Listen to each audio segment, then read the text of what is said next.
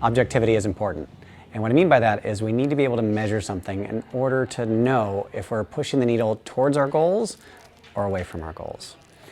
And far too often, if we don't have measurable goals or goals that we can objectively hit, whether that's range of motion, whether that's strength, whether that is even something like sleep if you're recording it, if we don't have those metrics, then we're kind of left in this nebulous space of people reporting how they feel. But here's the reality is, we can lie to ourselves. We can lie to ourselves about how we feel that day. We can lie to ourselves saying that, oh, the stress that I'm under because of work, life, whatever, it really isn't affecting me that much. We can lie to ourselves in thinking that you're not capable of doing something that you really are.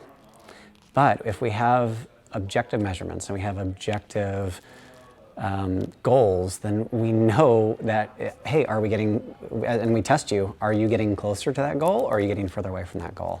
And that objectivity takes some of that subjective kind of BS out of it.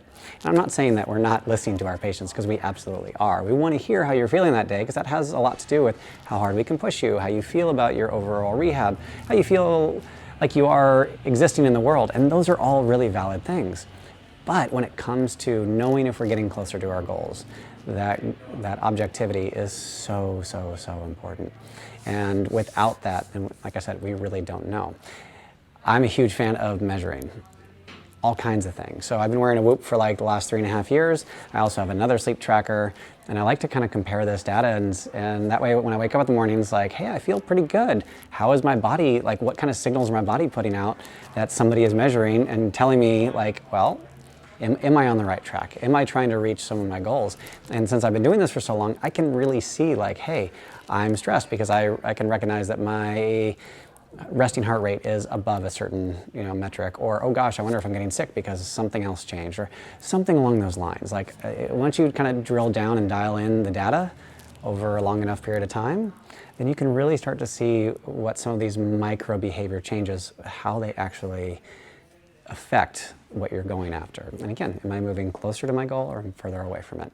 So we're always going to stress some sort of objective measure towards an objective goal. Feeling good's great. Again, we all want you to feel good.